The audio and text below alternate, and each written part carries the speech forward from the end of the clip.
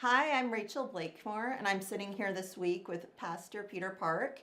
This is Postscript. It's a podcast where we talk about life and how to do it maybe a little bit better. Hopefully. That's the goal. That's the goal. The last few weeks, we have been talking about emotions and not the fun ones. Yeah.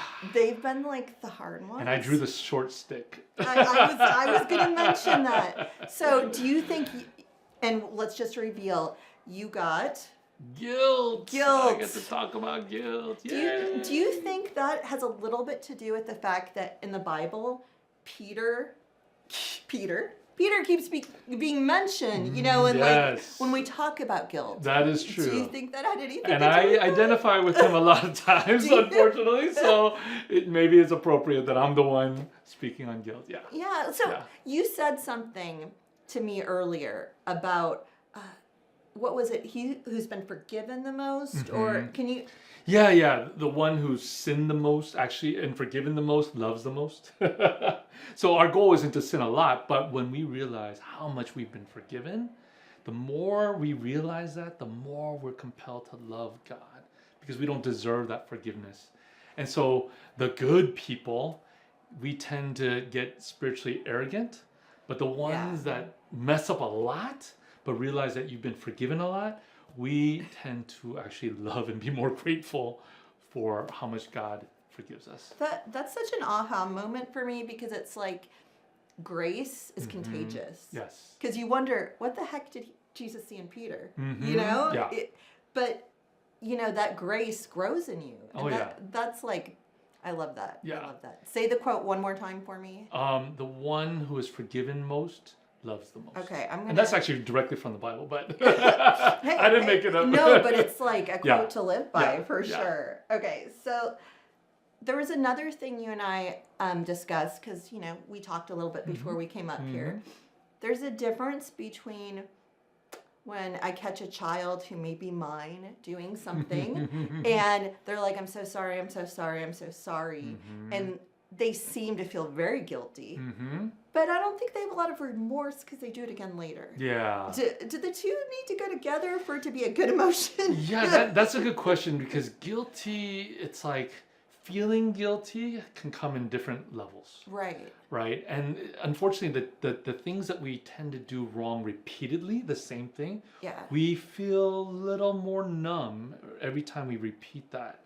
So remorse can definitely go down, even though we're still guilty in the act, but not feeling as guilty as much anymore. Right. And so that's actually, if you take it to the nth degree, someone that does not feel any guilt or remorse for a wrong act is called a sociopath. Right. That's actually a mental condition.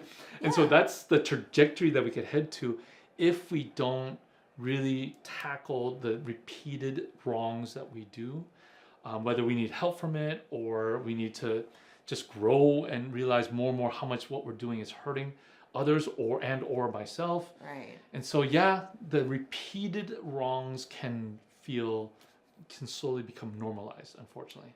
I've never thought about the desensitization. Like, you can almost become a sociopath in one area of your life. Absolutely. Like, Absolutely. I never thought about it like in a small, like micro level like that.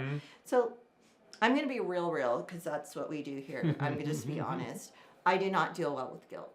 I hate it. I hate that feeling. So I don't always deal with it the best. And what happens to me is it turns into shame. And like just saying that word is like, and nothing has ever separated me more from my relationship with God or others than shame. And like, just tell me how to not do that. Fix me. Well, I'll paraphrase an amazing person, Brene Brown. Okay. And when she talked about shame versus guilt. Guilt is based on what I've done. So I did wrong. Right. Shame is who I am. I am wrong. Oh my gosh. And what's crazy is Adam and Eve, when they ate that fruit, they immediately felt guilt, and it quickly turned to shame. So they hid from God because they felt wrong. They didn't just do wrong, but they felt wrong, unworthy to be in the presence of God. So they hid themselves and so forth. But so I think the big difference is that when you know the moment that you did wrong and you ask for forgiveness, God has forgiven and forgotten. And that is it. You are clean, and he has the ability to forget. We don't have that ability to forget. We remember what we did wrong still, and what others done to us and things like that. But he does not. And therefore, he looks at us as completely sinless. And so to feel wrong, it's a lie. It's Satan. It's the enemy. It's our sinful nature, where God doesn't ever look at us as wrong. He looks at us as we did wrong, but then as soon as we're forgiven, we're completely right. And so when you feel wrong, that is 100%, when the shame is 100% not from God. That's Satan. That's Satan. That's our own lies. That's the lies of the world, whatever. All the other influences apart from God. Shame is deadly. That's your identity. I never thought of it as an identity. Yeah. And that is the most accurate, because you live in shame. Exactly. I've said that. You don't live in guilt. Exactly. And that really then stunts what you feel like you are worthy to do. Oh, 100%. Oh, I feel like a hypocrite that I'm serving or I'm loving on others because I am wrong.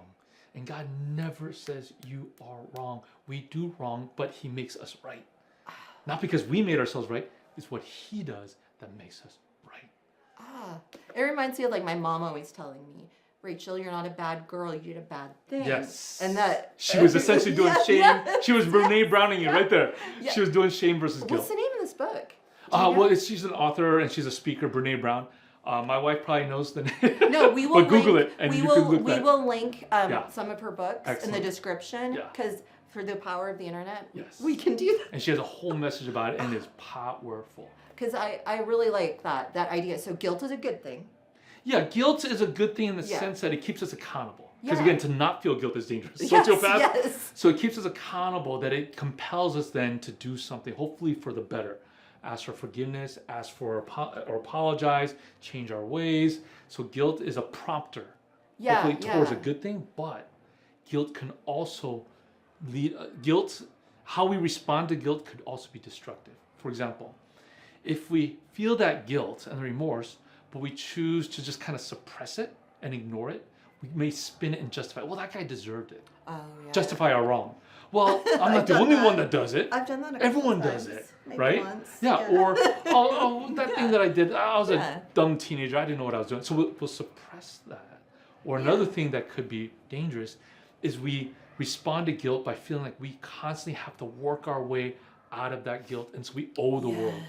So then we're motivated in an unhealthy way. For example, as a parent, you're a parent too, will overparent to make up for that wrong that I did when they were little, or to be way too permissive. Let them do anything they want because I feel guilty that I did this to them when they were little. Right. And so that's just, either way, it's not healthy parenting. And so it manifests itself in very unhealthy ways when we're motivated by guilt. Okay, that motivated by guilt. Yes. We should be prompted, like, as a kind of our personal, like, conviction. Like taking our own temperature kind of thing. Yeah. You know, Exactly. But it shouldn't be our motivation. And so the key thing is there's just two typical paths. We could either, with that guilt, turn towards God, or with that guilt, turn away from God. Oh, it's so easy to turn away. Exactly, because we feel shame, or we're not worthy, or God's upset at me and so disappointed in who I am, not what I just did, but who I am. That I am terrible. It's a shame guilt. And who I am is perfect, right? Of course. Well, in God's eyes. In God's eyes, because of what Jesus did, not because of what I've done. He makes us perfect because of what he did on the cross, not that I earned perfection because of what I've done. Well, I feel like you fixed me. I'm just kidding. No, but that was like, I had like 8 aha moments right there. I'm going to have to like digest them. So I'm hesitant to like not stop right here because I feel so good right now. But I do want, like, if there's nothing else anyone hears before they leave, and you know, they're watching, like, what do you want people to leave with? What's that one thing? One of the key passages in the Bible comes from actually Romans chapter 8. Okay. And let me read it for you since I didn't memorize it. Please, no. Therefore, there is now no condemnation for those who are in Christ Jesus, Because through Christ Jesus, the law of the Spirit who gives life has set you free from the law of sin and death. Again, notice how that verse, no condemnation. Why? It has no mention of what we've done to earn no condemnation. No, right. 100% all about Jesus, what he's done for us, what he's done in us, what he's done through us. And it's all about Jesus. Jesus is the one that frees us from guilt, frees us from shame. That's why we need to turn to Jesus. Not hide If we from turn him. away, we're on our own, and that can definitely grow to either sociopath or shame. And Right. either way is not a good destination. No. And so turning to Jesus, that was the difference between Peter and Judas. They both committed heinous crimes. Right. Betrayed Jesus. Peter actually betrayed him 3 times. Yeah. Judas only once. Yeah. But Peter turned towards Jesus and was forgiven, restored, redeemed. Yeah. And ended up living his life out, dying for Jesus. Judas turned away from Jesus, and he just lived a destructive, short life thereafter. Right. And so, what a difference between those 2 lives when they committed exact similar crimes, so to speak, or sins. Betrayals, right? And Peter did it times 3, Yeah. but yet they ended up in 2 very different places. I never thought I would have a discussion about guilt and feel good about it. I never thought I would talk about it this much and study it because I don't like this topic. Me neither. I didn't yeah. know. Okay, so Yeah. no, I'm like, well, who likes guilt? Exactly. But anyway, this was great. I feel really motivated to be more guilty. I don't know. I'm just kidding.